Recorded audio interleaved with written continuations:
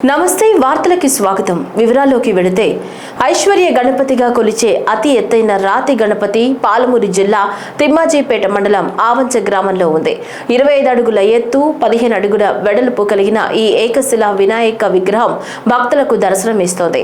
ఈ గణపతి విగ్రహాన్ని 12వ శతాబ్దంలో పశ్చిమ చాళుక్య రాజు హైలవుడు చెక్కించారు. వ్యవసాయ క్షేత్రంలో ఉన్న ఈ బొజ్జ గణపయ్య విగ్రహం 1000 ఏళ్ల పురాతనమైంది. కామారెడ్డి జిల్లాలో భారీ వర్షాలు బీభత్సం సృష్టించాయి. కుంభవృష్టి ధాటికి పలుచోట్ల జనజీవనం స్తంభించిపోయింది. చాలా ప్రాంతాల్లో రోడ్లు ధ్వంసమయ్యాయి. బీబీపేట నుంచి కామారెడ్డి వెళ్లే మార్గంలో వరద నీటి ధాటికి వంతెన కొట్టుకుపోయింది.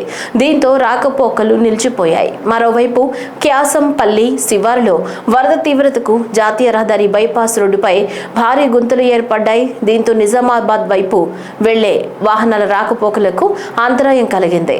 పోచారం జలాశయానికి భారీగా వరద పోటెత్తడంతో మెదక్ బోధన్ ప్రధాన రహదారిపై హై లెవెల్ వంతెన కొట్టుకుపోయింది. దీంతో ఈ మార్గంలో వాహనాల రాకపోకలు నిలిచిపోయాయి. ఇరువైపులా వాహనాలు రాకుండా బారికేడ్లు ఏర్పాటు చేశారు. మరో మార్గం నుంచి వాహనాలు ప్రయాణించే విధంగా అధికారులు ఏర్పాట్లు చేశారు.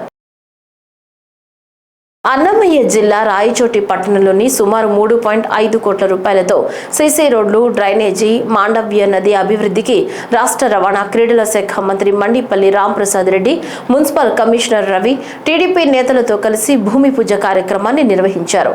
టీడీపీ నేతలు ఘన స్వాగతం పలికారు. స్థానిక మహిళలు వార్డుల్లో నెలకొన్నటువంటి ప్రధాన సమస్యలను వారి దృష్టికి తీసుకొచ్చారు. సానుకూలంగా స్పందించిన మంత్రి త్వరలోనే అన్ని సమస్యలను కూడా పరిష్కరిస్తామని హామీ ఇచ్చారు. ఈ సందర్భంగా మాట్లాడుతూ పట్టణంలో ఉన్న అన్ని సీసీ రోడ్లు, డ్రైనేజీ సమస్యలు పరిష్కరించడంతో పాటు రాయచోటి పట్టణం రోజురోజుకి జనాభా పెరుగుతుందని, ప్రస్తుతం వెలిగల్లు జలాశయం నుంచి రాయచోటి పట్టణానికి ఒక పైప్ లైన్ ద్వారా నీరు వస్తుండటంతో అనేకమైనటువంటి సమస్యలు ఎదుర్కొంటున్న పరిస్థితులు ఉన్నాయన్నారు. దానికి అదనంగా మరొక పైప్ లైన్ ఏర్పాటు చేసి ఆ సమస్యలు కూడా త్వరలో పరిష్కరిస్తామన్నారు. ఇల్లు లేని పేదలకు రేపు నెల నుంచి ఇంటి పట్టాలు మంజూరయ్యేలా ప్రభుత్వం అన్ని రకాల చర్యలు తీసుకుందన్నారు. పట్టాలు ఉన్న వారికి పొజిషన్ సర్టిఫికేట్లు మంజూరు చేయాలని రెవెన్యూ సిబ్బందికి సూచించామన్నారు. పేదలు ఇళ్లు కట్టుకోవడానికి ఎటువంటి అప్పులు లేకుండా కట్టుకోవచ్చన్నారు. ఈరోజు రాయచోటి మున్సిపాలిటీ పరిధిలో సుమారు 3.5 కోట్ల రూపాయలతో సీసీ రోడ్లు, డ్రైనేజు, అలాగే మాండవ్య నది బ్యూటిఫికేషన్ కార్యక్రమానికి శంకుస్థాపన చేయడం జరుగుతూ ఉంది. ముఖ్యంగా రాయచోటి పట్టణంలో ఉన్న రోడ్లన్నీ ఈ 15th ఫైనాన్స్ నిధులు ఏవైతే ఉన్నాయో దాంట్లోకి తీసుకొని వస్తున్నాం. ముఖ్యంగా 33 రోడ్లను దీని కింద సుమారుగా 3.5 కిలోమీటర్లు పూర్తిగా ఈ నెలలోనే ఈ కార్యక్రమాన్ని పూర్తి చేస్తాం. అలాగే రాయచోటి చుట్టుపక్కల ఉన్న వార్డులలో అన్ని వార్డులకు కూడా నిధులైతేనేం, అలాగే ముఖ్యమంత్రి గారి నిధులతో వచ్చే నెలలో 10 కోట్ల రూపాయలతో డ్రైనేజు, అలాగే సీసీ రోడ్ల నిర్మాణం పనిని చేపట్టడం జరుగుతుంది. ఇదంతా స్పెషల్ గ్రాంట్ కింద తీసుకొని రావడం జరిగింది. ముఖ్యంగా ఒకటే చెప్తున్నాం, ఏ వీధుల్లో కొద్ది అపరిశుభ్రంగా ఉన్నాయో ఆ వీధులన్నింటినీ ఇప్పుడు మున్సిపల్ సిబ్బందితో మాట్లాడాము. ముఖ్యంగా రాయచోటి పట్టణానికి వెలుగు నీళ్ళు వచ్చేదానికి ఒకే ఒక పైప్ లైన్ ఉండడం వల్ల నీటి సమస్య లేవనెత్తుతూ ఉంది. దాన్ని పరిష్కరించుకునేదానికి సెకండ్ లైన్ కూడా అతి త్వరలో వెలుగిల్లు రాయచోటి ఏదైతే ఉందో ఆ స్కీమ్ను కూడా స్టార్ట్ చేసేదానికి చర్యలు తీసుకుంటామని తెలియజేసుకుంటున్నా. అలాగే ముఖ్యంగా రాయచోటి పట్టణంలో ఎప్పటి నుంచో పట్టి పీడిస్తున్న కొత్త గృహాల నిర్మాణానికి కూడా వచ్చే నెలలో శ్రీకారం చుడతా ఉన్నాం. ముఖ్యంగా ఎవరైతే కొత్త ఇంటి పట్టాలు కావాలో వాళ్ళందరికీ రాయచోటి మున్సిపాలిటీ పరిధిలోనే చుట్టుపక్కలే పట్టాలు ఇప్పించేదానికి కూడా ప్రభుత్వము అలాగే కలెక్టర్తో చర్చించడం జరిగింది. అక్కడ కూడా ఏదైతే ఇప్పుడు కొత్త స్కీమ్ ఎన్టీఆర్ స్కీమ్ అలాగే ప్రధానమంత్రి స్కీమ్ ఉందో దాంట్లో కూడా గత ప్రభుత్వాలతో పోలిస్తే ఈ ప్రభుత్వంలో అదనంగా డబ్బిచ్చేదానికి ఉంది. దాంట్లో కూడా ఎస్సీ ఎస్టీ కాంపోనెంట్ కూడా ఉండడంతో ఇప్పుడు ఇల్లు కట్టుకునే వాళ్లకు గత ప్రభుత్వం లాగా ఎటువంటి సమస్య ఉండదు, అప్పుల బాధ ఉండదు. అలాగే రెవెన్యూ సిబ్బందికి కూడా మేము ఒకటే చెప్తున్నాం, ఎవరికైతే ఇంటి అడుగులు ఉంటాయో వాళ్ళకు కూడా పొజిషన్ సర్టిఫికెట్లు కూడా ఇవ్వమని చెప్పాం. మున్సిపాలిటీ పరిధిలో కూడా పొజిషన్ సర్టిఫికెట్లు పట్టా లేని వాళ్లకు రాయచోటి పరిసర ప్రాంతాల్లోనే ఏదో నారాయణ రెడ్డి గారి పల్లో లేకపోతే పక్కల మండలాల్లో ఇవ్వకుండా ఇదే మండలంలో ఎక్కడైతే రెవెన్యూ ల్యాండ్ గవర్నమెంట్ ల్యాండ్ ఉంటుందో ఎవరన్నా ఆక్రమించిన వారు ఉంటారో వాళ్ళ దగ్గర నుంచి కూడా తీసుకొని గృహ సముదాయానికి ఇచ్చేదానికి చర్యలు తీసుకుంటాం. ముఖ్యంగా రాయచోటి మున్సిపాలిటీ రోజు రోజుకి పెరుగుతూ ఉంది. ఇక్కడున్న ఇండ్ల సంఖ్య అయితేనే, ఇక్కడున్న ప్రజల సంఖ్య పెరగడం వల్ల ఈ యొక్క కరెంటు సమస్య అయితేనే, డ్రైనేజ్ సమస్య, నీటి సమస్య అధికంగా వస్తుంది. కాబట్టి రాబోయే కాలంలో ఏది కొత్తగా ఇప్పుడు కమిషనర్ కూడా వేసుకోవడం జరిగింది. ఈ సమస్యలు లేవనెత్తకుండా తప్పకుండా చర్యలు తీసుకుంటామని మీ అందరి సమక్షాన్ని తెలియజేసుకుంటాం. భారీ వర్షాల నేపథ్యంలో ప్రకాశం బ్యారేజీకి క్రమంగా వరద ప్రవాహం పెరుగుతోంది. బ్యారేజీలోకి ప్రస్తుతం 3,03,000 క్యూసెక్ల నీరు వచ్చి చేరుతోంది. దీంతో 69 గేట్లను పూర్తి స్థాయిలో ఎత్తి 2,97,000 క్యూసెక్ల నీటిని దిగువకు విడుదల చేస్తున్నారు. ఎగువ నుంచి పులిచింతల వరద ప్రవాహం మరింతగా పెరిగే అవకాశం ఉంది. మరో 2-3 గంటల్లో మొదటి ప్రమాద హెచ్చరిక జారీ చేసే అవకాశం ఉంది. కృష్ణానది పరివాహక ప్రాంత ప్రజలను అధికారులు అప్రమత్తం చేశారు. అంబేద్కర్ కోనసీమ జిల్లా అమలాపురం కలెక్టర్ కార్యాలయంలో కలెక్టర్ ఆర్ మహేష్ కుమార్ ను పిఠాపురం మాజీ ఎమ్మెల్యే వర్మ మత్స్యకార సమస్యలను పరిష్కరించాలని విజ్ఞప్తి చేశారు. ఇటీవల పెద్దాపురం ముఖ్యమంత్రి చంద్రబాబు నాయుడు పర్యటనలో తమ సమస్యలను పరిష్కరించాలని మత్స్యకారులు విజ్ఞప్తి చేశారు. సంబంధించిన మత్స్యకార గ్రామాలు ఉప్పాడ, అమీనాబాద్, కోనపాపేట, మూలపేట, అదేవిధంగా పెరుమాళపురం, తున్నించి కూడా ఎక్కడ కూడా మత్స్యకారులకి అందరూ కూడా ఏం చేశారంటే, మొన్న పెద్దాపురం చంద్రబాబు నాయుడు గారు వచ్చినప్పుడు ఈ మత్స్యకారులు అందరూ వేట బయట కొన్ని ప్రాంతాల్లో రానియట్లేదు అని చేత మత్స్యకారుడు అన్నందుకు సముద్రం మీద మా హక్కు ఉంది, ఎక్కడన్నా చేసుకోవచ్చు, ఈ పద్ధతిలో కరెక్ట్ కాదని చంద్రబాబు నాయుడు గారికి విన్నవించారు. ముఖ్యమంత్రి గారి ఆఫీస్ నుంచి ఇక్కడ కోనసీమ జిల్లా కలెక్టర్ గారికి అంతర్వేదిలో ప్రాబ్లం గురించి ముఖ్యమంత్రి గారి ఆఫీస్ నుంచి, అలాగే మన భీమవరం కలెక్టర్ గారికి గొల్లపాలెం దాని గురించి, అలాగే మచిలీపట్నం దాని గురించి, ఈ మధ్యన ఉన్న ఎక్కడైతే ఆపుతున్నారో ఈ విలేజ్లన్నీ కూడా చంద్రబాబు నాయుడు గారికి ఇచ్చిన రిప్రజెంటేషన్ ప్రకారం ముఖ్యమంత్రి గారు ఆఫీస్ నుంచి కలెక్టర్ గారు అందరికి కూడా ఇంటిమేషన్ చేశారు ఈ ప్రాబ్లమ్స్ సార్ట్అవుట్ చేయమని. అందులో భాగంగా కోనసీమ జిల్లా కలెక్టర్ గారి దగ్గరికి ఈ రోజు మా మత్స్యకారులు అందరూ వచ్చాం. చక్కగా జరిగింది. కలెక్టర్ గారు కూడా చాలా ఇంట్రెస్ట్ గా, అదేవిధంగా మత్స్యశాఖ అధికారులు అందరూ వచ్చారు. ఏదైతే వారికి ఈ నెట్ వలన ఇబ్బంది ఉందో, రింగ్ వలన, దాన్ని సముద్రం లోపల 15 కిలోమీటర్లకు వెళ్తారు. మేమేం చెప్పామంటే ఒక 5 కిలోమీటర్ల లోపు వీళ్ళు వేట ఆడకుండా రిస్ట్రిక్షన్ పెట్టుకోండి, మోర్ దాన్ దట్ లోపలికి వెళ్తారు. ఇక్కడ ఆగేది దేనికంటే మన డీజిల్ అవసరాలకి, అదేవిధంగా రోజువారీ భోజన సదుపాయానికి అవసరాలకి, ఐస్ చేప పడకుండా పెట్టుకోవడం అవసరాలకి ల్యాండింగ్ ఉంటుంది. ఎక్కడికి వెళ్ళినా మనం కారులో వెళ్తుంటాం, పెట్రోల్ కొట్టుకోవడానికి ఏదో ఊళ్ళో ఆగుతాం కదా. అని చేత ఇవన్నీ కూడా ఆయనకి చెప్పాం. ఒక వారం రోజుల్లో జాయింట్ కలెక్టర్ గారి ఆధ్వర్యంలో మీటింగ్ పెట్టి వీళ్ళని కూర్చోబెట్టి ఒక సిస్టమేటిక్ గా చేస్తామని చెప్పి కలెక్టర్ గారు తెలియజేయడం జరిగింది. మాకు కూడా సీఎం గారి ఆఫీస్ నుంచి ఆదేశాలు వచ్చినాయి. దీన్ని మేము సార్ట్అవుట్ చేస్తామని చెప్పి కలెక్టర్ గారు తెలియజేశారు. 5 సంవత్సరాల వైఎస్ఆర్సీపీ ప్రభుత్వ హయాంలో నగరంలోని మురికి కాలువల్లో పూడిక కూడా తీయించకుండా నగరాన్ని మురికి కూపంగా మార్చారని తూర్పు నియోజకవర్గ ఎమ్మెల్యే గద్దె రామ్మోహన్ చెప్పారు. కూటమి ప్రభుత్వం అధికారంలోకి వచ్చిన తర్వాతే కాలువల్లో పూడిక తీయించి డ్రైనేజీ వ్యవస్థను మెరుగుపరుస్తున్నామన్నారు. తూర్పు నియోజకవర్గ పరిధిలోని 11వ డివిజన్ కరణంగారి బజార్లో కార్పొరేషన్ అధికారులతో కలిసి ఎమ్మెల్యే గద్దె రామ్మోహన్ పర్యటించారు. స్థానికంగా ఉన్న వారితో మాట్లాడి సమస్యలను తెలుసుకున్నారు. ఈ సందర్భంగా తూర్పు నియోజకవర్గంలో కోట్లాది రూపాయలు వెచ్చించి రహదారులను నిర్మాణం చేశామన్నారు. నియోజకవర్గంలో ప్రధానమైన సమస్య వర్షం పడినప్పుడు రహదారులపై నీరు నిల్వ ఉంటున్నాయని చెప్పారు. సితారా సెంటర్ లేబర్ కాలనీ గ్రౌండ్ లో సీఎం చంద్రబాబు మహాగణపతిని దర్శించుకున్నారు. సీఎం చంద్రబాబు నాయుడికి ఎంపీ కేశినేని శివనాథ్, ప్రభుత్వ whip MLA bonda Umameswara Rao, collector Lakshmisha, Dhoondi Ganesh సేవా సమితి వ్యవస్థాపక అధ్యక్షుడు ఆర్య వైశ్య కార్పొరేషన్ చైర్మన్ డూండి రాకేష్ స్వాగతం పలికారు. వినాయకుడి మండపాలకు ఉచిత విద్యుత్ సదుపాయం కల్పించినందుకు సీఎం చంద్రబాబుకి కృతజ్ఞతలు తెలిపారు. సీఎం చంద్రబాబుకి వినాయక చవితి శుభాకాంక్షలు తెలిపారు. 72 అడుగుల సిద్ధి మహాశక్తి గణపతికి సీఎం చంద్రబాబు ప్రత్యేక పూజలు చేశారు. డూండి గణేష్ సేవా సమితి ఆధ్వర్యంలో మహాగణపతి ఏర్పాటు చేశారు. నియోజకవర్గంలో ఉన్నటువంటి కాణిపాకం శ్రీ వరసిద్ధి వినాయక స్వామి 2025 బ్రహ్మోత్సవాలు జరుగుతున్నాయి. తిరుమల బ్రహ్మోత్సవాలు ఎలా జరుగుతాయో అదేవిధంగా కాణిపాకం నందు కూడా వినాయక స్వామి బ్రహ్మోత్సవాలు అలానే జరుగుతాయి. స్వామి వారికి సేవ చేసుకునే భాగ్యం కల్పించుకునేందుకు మార్కెట్ యార్డ్ నందు మోహన్ రెడ్డి అనే వ్యాపారి ముందుకొచ్చి సుమారు 4 టన్నుల కూరగాయలను వితరణ చేయడానికి ముందుకు రావడం జరిగింది.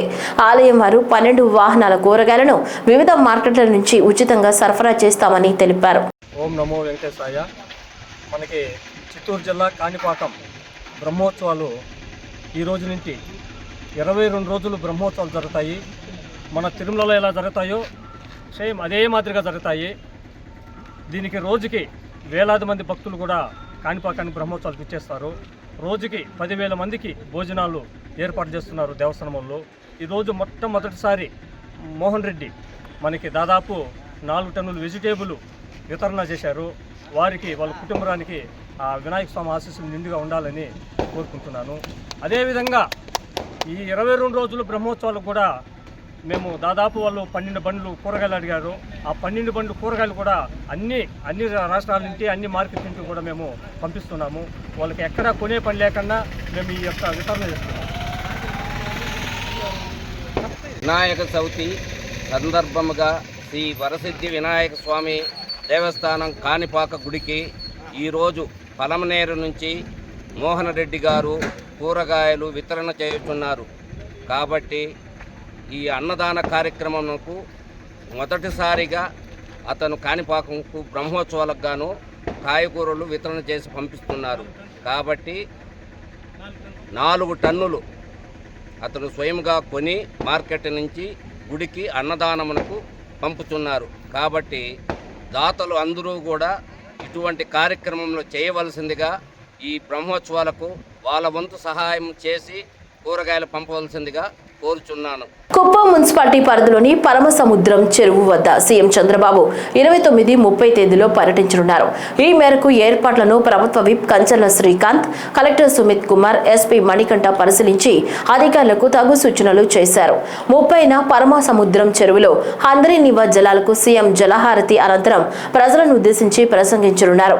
ఈ కార్యక్రమంలో ఆర్టీసీ వైస్ చైర్మన్ మునిరత్నం, కూడా చైర్మన్ డాక్టర్ సురేష్ బాబు, అధికారులు, ప్రజాప్రతినిధులు పాల్గొన్నారు. సీఎం రిలీఫ్ ఫండ్ పంపిణీలో రాష్ట్రంలోని 175 నియోజకవర్గాల్లో రాయచోటి 10వ స్థానంలో ఉందని, ఇప్పటికే సుమారు 3,90 లక్షల రూపాయలు సీఎం రిలీఫ్ ఫండ్ నిధులను రాయచోటి నియోజకవర్గంలోని ప్రజలకు అందజేశామని రాష్ట్ర రవాణా శాఖ మంత్రి మండిపల్లి రాంప్రసాద్ రెడ్డి తెలియజేశారు.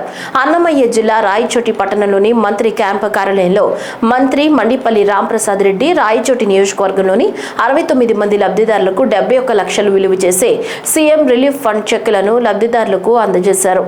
ఈ సందర్భంగా మంత్రి రాంప్రసాద్ రెడ్డి మాట్లాడుతూ సీఎం చంద్రబాబు నాయుడు నాయకత్వంలో అందజేసే సీఎం రిలీఫ్ ఫండ్ పంపిణీ అనేది ఒక మహోన్నతమైన కార్యక్రమమని అన్నారు. అందుకే అందరూ సీఎం చంద్రబాబు నాయుడును అన్నదాత సుఖీభవ అని అంటారన్నారు. అన్ని దానాల్లోకెల్లా ప్రాణదానం ఎంతో గొప్పదన్నారు. ఎందరో పేద ప్రజలకు ప్రాణదాతలుగా నిలిచిన సీఎం చంద్రబాబు నాయుడు, మంత్రి నారా లోకేష్లకు రాయచోటి ప్రాంత ప్రజల తరపున తాను ధన్యవాదాలు తెలుపుతున్నానని మంత్రి రాంప్రసాద్ రెడ్డి తెలిపారు. రాయచోటి నియోజకవర్గంలో గౌరవనీయులు పెద్దలు ముఖ్యమంత్రి వర్యులు నారా చంద్రబాబు నాయుడు గారి ఆశీస్సులతో సుమారు 71,60,000 రూపాయలు సీఎంఆర్ఎఫ్ ఎవరైతే రాయచోటి నియోజకవర్గంలో ఉన్న పేద కుటుంబాల కోసం వారి యొక్క వైద్యం కోసం అందించడం జరిగింది. సుమారుగా 36 మందికి ఈ 71,60,000 రూపాయలు జరుగుతూ ఉంది. ఇది ఒక మహోన్నతమైన కార్యక్రమం. రాయచోటి నియోజకవర్గంలో ఈ 12 నెలల్లో కూటమి ప్రభుత్వం ఏర్పాటైన తర్వాత 175 నియోజకవర్గాలతో పోలిస్తే రాయచోటి నియోజకవర్గం మొట్టమొదటి 10 స్థానాల్లో ఉంది. ఇప్పటికే మనం సుమారుగా 3,90,00,000 రూపాయలు సీఎంఆర్ఎఫ్ కింద రాయచోటి నియోజకవర్గ ప్రజలకు అందించడం జరిగింది. నాకు చాలా సంతోషంగా ఉంది. గౌరవ ముఖ్యమంత్రి గారి నేతృత్వంలో ఇది ఒక మహోన్నతమైన కార్యక్రమం. చంద్రబాబు నాయుడు గారు అన్నదాత సుఖీభవ అంటారు. ఆయనను ఒక దార్శనికుడుగా కేవలం ఆరోగ్యశ్రీనే కాకుండా ఈరోజు ఎవరైతే ఆరోగ్యశ్రీలో లేని జబ్బులకు కూడా ట్రీట్మెంట్ ఇచ్చే విధంగా కార్పొరేట్ హాస్పిటల్లో ఖర్చు అయిన డబ్బునంతా ఈరోజు రీఇంబర్స్మెంట్ చేయడం, అలాగే ఎల్ఓసి చెక్కులు కూడా ఇవ్వడం జరుగుతూ ఉందంటే ఇది ఒక గొప్ప కార్యక్రమం. ప్రాణదానం అన్ని దానాల కంటే మిన్న అన్నారు పెద్దలు. దానిలను ఈ ప్రభుత్వం నమ్ముతా ఉంది.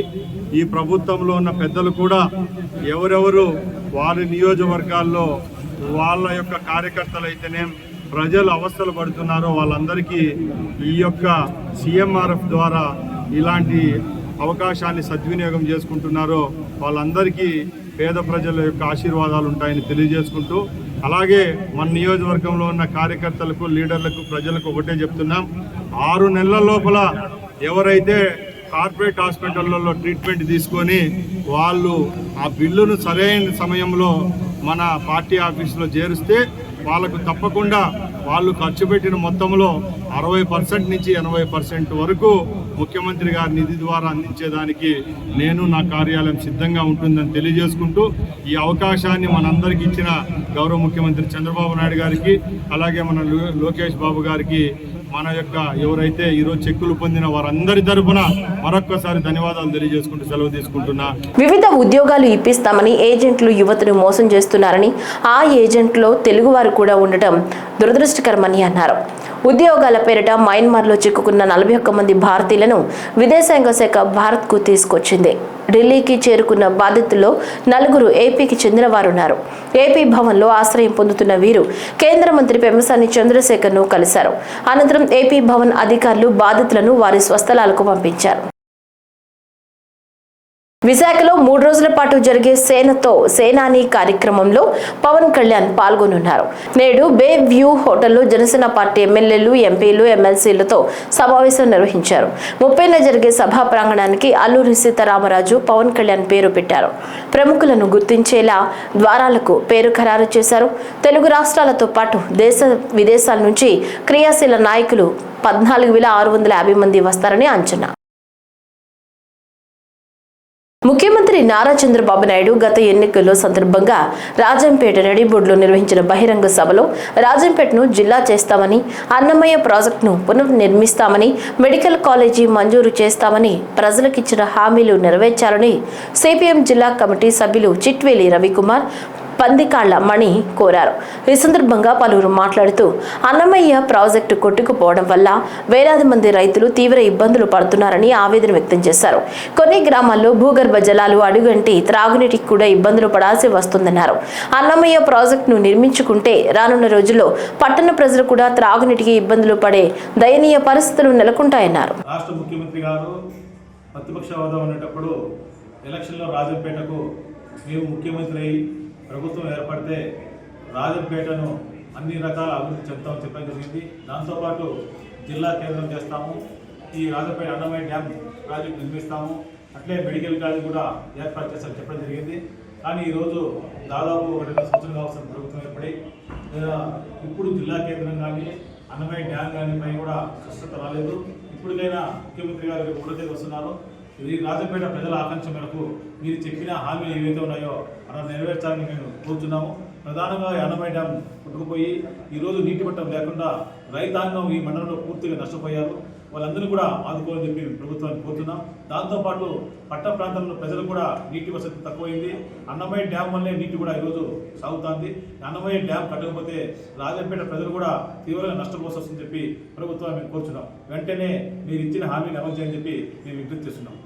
నర్సీపట్నం అభిద్ సెంటర్లో గల శ్రీ శ్రీ శ్రీ నూకాంబిక అమ్మవారి ఆలయ కమిటీని కౌన్సిలర్ చింతకాయల రాజేష్ మరియు దేవాదాయ శాఖ ఈవో సాంబశివరావు సమక్షంలో ఏర్పాటు చేశారు. ఈ సందర్భంగా రాజేష్ కండువాలు కప్పి కమిటీ సభ్యులను పరిచయం చేశారు. నూకాంబిక అమ్మవారి ఆలయ చైర్మన్ గా కురుప్రోలు శ్రీనివాసరావు, వైస్ చైర్మన్ గా దాడి శ్రీను బాధ్యతలు స్వీకరించారు. అనంతరం కమిటీ సభ్యులందరినీ ఈవో సాంబశివరావు ప్రమాణ స్వీకారం చేయించారు. ఈ సందర్భంగా చింతకాయల రాజేష్ మాట్లాడుతూ స్పీకర్ చింతకాయల అయ్యన్న పాత్రుడు ఆదేశాల మేరకు నూతన ఆలయ కమిటీని ఏర్పాటు చేయడం జరిగిందని తెలిపారు. గత 5 సంవత్సరాలుగా అమ్మవారి పండుగలు అంతంత మాత్రంగానే జరిగాయన్నారు. తెలుగుదేశం ప్రభుత్వం ఏర్పడిన తొలి సంవత్సరంలో అంగరంగ వైభవంగా అమ్మవారి జాతర నిర్వహించామని గుర్తు చేశారు. లాస్ట్ టైం అంటే ఇప్పుడు గవర్నమెంట్ మారగానే మన ఉత్సవ కమిటీ వేసుకున్నాం అన్నమాట. అమ్మవారికి దాని తర్వాత వచ్చేసి మెయిన్ కమిటీ వేయాలని చెప్పేసి మొన్నే జీవో పాస్ అయింది కాబట్టి మెయిన్ కమిటీ తీసుకోవడం జరిగింది. సో మనం ఏంటంటే ఉత్సవ కమిటీ, మెయిన్ కమిటీ ఈ రెండు కూడా ఉండాలని చెప్పేసి ఈ రెండింటిని వేయడం జరిగింది. ఇప్పుడు మన అందరికీ తెలిసిన విషయమే, మనకి నూకలం తల్లి అంటే ఎంత దైవం, మన గ్రామ దేవత ఆమె, మనందరికి తెలిసిన విషయం. ప్రతి ఒక్కరు కూడా ఆమె దగ్గరికి వచ్చి ఆశీస్సులు తీసుకుంటూ ఉంటారు. కానీ మనం పాత అంటే నా చిన్నప్పుడు మాకంటే ముందు వచ్చేసి నూకలం తల్లి జాతర అంటే ఒక జాతర అయినా లేకపోతే ఒక గరగలు కానీ తీసినప్పుడు కనీసం ఒక 500 మంది వరకు ఉండేవారు మన చిన్నప్పుడు. కానీ కాలక్రమేణా కొన్ని మన కుర్రోళ్ళు కానీ లేకపోతే మనం ఎవరైనా కానీ జాబులు చేసుకోవడానికి వెళ్ళిపోవడం వల్ల ఇది వల్ల అది అలా కొంచెం తగ్గుతూ వచ్చింది. కానీ ఈసారి మళ్ళీ దాని తర్వాత కొన్ని పండగలు చేసాం, మళ్ళీ అలా తగ్గుతూనే వచ్చింది. మన వైసీపీలో కూడా పండుగలు చేశారు. వైసీపీలో పండుగలకైతే ఒక 20 మంది 30 మంది తప్ప ఎవరు ఉండేవారు కాదు. అది బ్రెయిన్లో పెట్టుకొని అది మెయిన్ అది ఉంచుకొని ఒక్కొక్క కమిటీ వాళ్ళని కూడా ఎలా సెలెక్ట్ చేసామంటే ఒక 40 మంది 50 మందిని తీసుకొచ్చేలా సెలెక్ట్ చేసాం. ఒక కమిటీ వాళ్ళైనా ఉత్సవ కమిటీ వాళ్ళైనా కూడా వాళ్ళ వెనకాల ఉండేది 40 మంది 50 మంది ఉండేలా చూసుకొని సెలెక్ట్ చేసాం. ఈసారి నూకలం తల్లి పండగకి చాలా గ్రాండ్గా చేద్దామని చెప్పేసి ఆలోచన. లాస్ట్ టైం ఎలాగా చాలా గ్రాండ్గా అయింది, ఈసారి ఇంకా గ్రాండ్గా చేద్దామని చెప్పేసి ఆలోచన. సో ఈ కమిటీకి ముందుగా శ్రీని గారు చైర్మన్ గారికి, దాని తర్వాత కమిటీలో ఉన్న వాళ్ళకి సభ్యులకి మెయిన్గా నా కంగ్రాచులేషన్స్ చెప్తూ సెలవు తీసుకుంటాను. వినాయక చవితి సందర్భంగా కాణిపాకం శ్రీ వరసిద్ధి వినాయకుని ఆలయంలో బ్రహ్మోత్సవాలు భక్త శ్రద్ధలతో కొనసాగుతున్నాయి. స్వామివారి గ్రామోత్సవం సందర్భంగా వేలాది మంది భక్తులు పాల్గొని స్వామివారి ఆశీస్సులు పొందారు. ఉభయ తెలుగు రాష్ట్రాలతో పాటు ఇతర రాష్ట్రాల నుంచి కూడా భక్తులు తరలి వస్తుండగా వారి సౌకర్యార్థం అన్ని ఏర్పాట్లు నిర్వహిస్తున్నామని ఆలయ ఈవో పెంచల కిషోర్ తెలిపారు.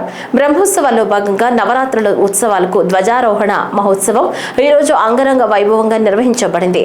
ఈవో కుటుంబ సమేతంగా హాజరై వేద పండితుల మంత్రోచ్చరణల మధ్య ధ్వజారోహణ కార్యక్రమాన్ని ప్రారంభించారు. వేద పండితులు శేఖర్ స్వామి గోకుల్ మాట్లాడుతూ స్వామివారి దర్శనార్థం తరలి వస్తున్న భక్తులకు స్వామి కొంగు బంగారంగా దీవెనలు అందజేస్తున్నారని తెలిపారు. వినాయక చవితి వేడుకల సందర్భంగా ఎలుక వాహనంపై స్వామివారు ఊరేగి భక్తులకు దర్శనం ఇచ్చారు. ఇది భక్తుల కళ్లకు పండుగగా మారింది.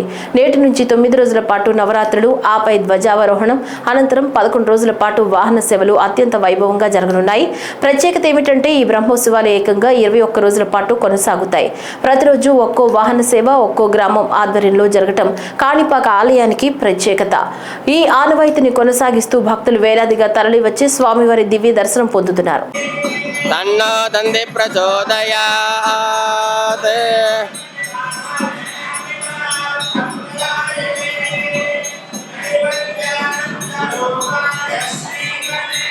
ఓం గం గణపతయే నమః. ఈరోజు అత్యంత పరమ పవిత్రమైనటువంటి స్వామివారి యొక్క బ్రహ్మోత్సవములకు ప్రారంభ సూచికగా ధ్వజారోహణము, అనగా ఏ దేవతకైతే బ్రహ్మోత్సవాలు జరుగుతాయో ఆ దేవత యొక్క వాహనాన్ని ధ్వజపటం పైన చిత్రీకరించి ఈ ఆలయంలో బ్రహ్మోత్సవములు జరుగుతున్నాయి కాన దేవతలందరూ కూడా విచ్చేయండి అని ఆహ్వానం పలుకుతూ బ్రహ్మోత్సవాలకు ప్రారంభ సూచికగా ధ్వజారోహణం చేస్తారు.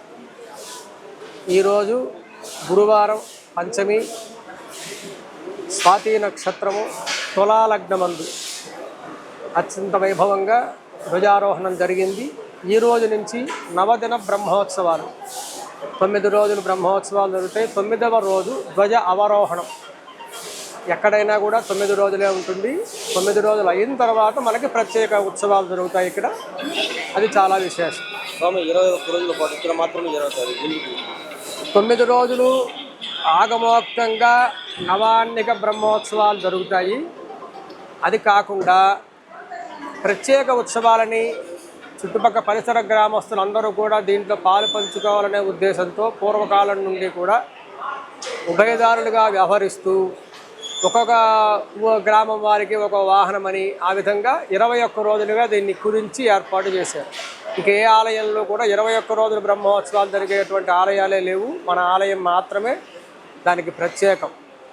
అత్యంత వైభవంగా జరుగుతుంది, చాలా విశేషంగా జరుగుతుంది. భక్తులందరూ తరలివచ్చి స్వామివారిని దర్శించి తరించవలసిందిగా కోరుతున్నాం. శుభం. వినాయక స్వామి దేవస్థానం కాణిపాకం నందు ఈరోజు బ్రహ్మోత్సవాలకి ఆరంభ సూచకంగా ఈరోజు ధ్వజారోహణ ఘనంగా జరిపించారు.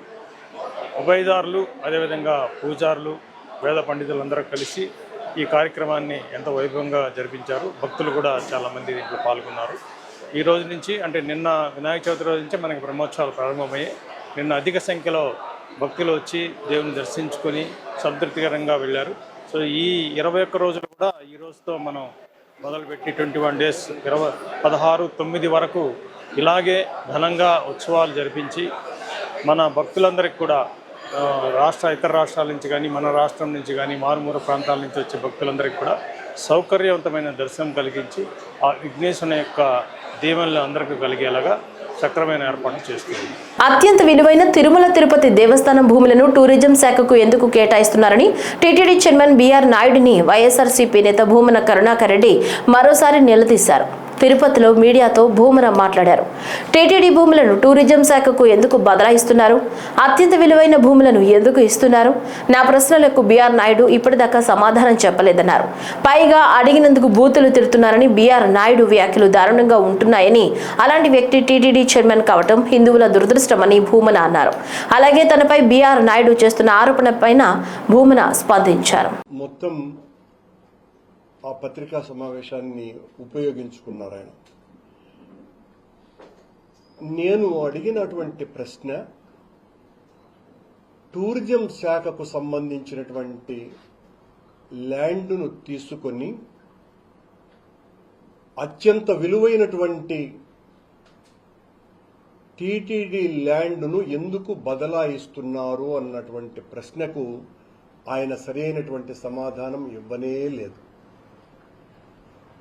దానికి కూడా అన్ని కోట్లు అంటాడు, ఇన్ని కోట్లు అంటాడు అని నా మీద చాలా ఎక్కువగా మాట్లాడారు. ఇప్పుడు కూడా మళ్ళీ చెప్తున్నటువంటిది నేను అదే, మీరు ఒక విభజన గీత గీసేసి ఉత్తరం వైపున చాలా పవిత్రమైనటువంటిది, దాని ఎదురుగా ఉన్నటువంటి దక్షిణం వైపున అదేదో పనికిమాలినటువంటి టీటీడీ ల్యాండ్గా చిత్రీకరించడానికి ప్రయత్నం చేస్తున్నారు అన్నటువంటిది నా విమర్శ. ఎదురుగా ఉన్న ఆ స్థలంలో వెంకటేశ్వర స్వామి వలన, ఆయన కృప వలన, దయ వలన, దాక్షిణ్యం వలనే లక్షలాది మందికి నేత్రదానం జరగటానికి ఆయన ఇచ్చినటువంటి స్థలమే కారణము. మీరు దాన్ని కూడా వెంకటేశ్వర స్వామి టీటీడీ తీసుకోవాల్సిన అవసరం ఉంది కదా అన్నటువంటి ప్రశ్నకు ఒక్క సమాధానం కూడా ఇవ్వకుండా ఆయన మాట్లాడినటువంటి మాటలు, ఆ దూషణ భూషణ పర్వాలు ఒక టీటీడీ అధ్యక్షుడిగా ఉండి ఆయన మాట్లాడినటువంటి మాటలన్నీ కూడా తీవ్రమైన అభ్యంతరకరమైన పదాలు. ఈరోజు అందరూ అనుకుంటున్నటువంటి మాట ఏంటంటే ప్రపంచంలోనే అత్యంత ప్రతిష్టాత్మకమైన టీటీడీ పాలక మండలికి అధ్యక్షుడిగా అవ్వటం బీఆర్ నాయుడు గారు ఆయన చేసుకున్న అదృష్టం. ఆయన చైర్మన్ అవ్వటం కోట్లాది మంది హిందువుల యొక్క దురదృష్టం. ఇలాంటి వ్యక్తి చైర్మన్గా ఉండటము అన్నది. ఇంకా ప్రజలు అనుకుంటున్నటువంటి మాట, బీఆర్ నాయుడు గారు చైర్మన్ అయిన తర్వాత గుడిలో వేద పఠనం, వేద ఆశీర్వచనం నిరంతరం జరుగుతూ ఉంటాయి. ఈ అదనంగా ఈరోజు కొండకు పోయేటువంటి భక్తులకు గుడి లోపల వేద పఠనం, వేద ఆశీర్వచనం తీసుకోవచ్చు. గుడి బయట టీటీడీ పాలక మండలి అధ్యక్షుడి యొక్క బూతు పంచాంగం కూడా వినవచ్చు. అది బోనస్ వచ్చేటువంటి భక్తులకు అనని అందరూ కూడా అనుకుంటున్నటువంటి విషయం. బిఆర్ నాయుడు గారు ఈ చిల్లర చౌకబారు తనం వల్లనే తిరుమల యొక్క పవిత్రత వివాదాస్పదమవుతున్నది. ఆయన ఎంతసేపు మా మీద, జగన్మోహన్ రెడ్డి గారి మీద, సాక్షి మీద, నా మీద మేము రాజకీయం చేస్తున్నాం, వెంకటేశ్వర స్వామి దాడి చేస్తున్నాం అన్నటువంటి పిక్చర్ ఇస్తున్నారు. మేము హైందవ ధర్మ పరిరక్షణ కోసమనే. ఈ వార్తలు ఇంతటితో సమాప్తం. నమస్కారం.